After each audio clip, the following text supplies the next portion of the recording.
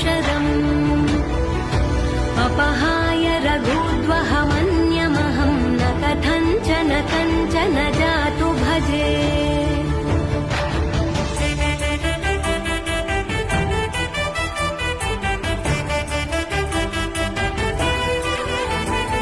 विना वेङ्कटेशं ननाथो ननाथः सदा वेङ्कटेशं स्मरामि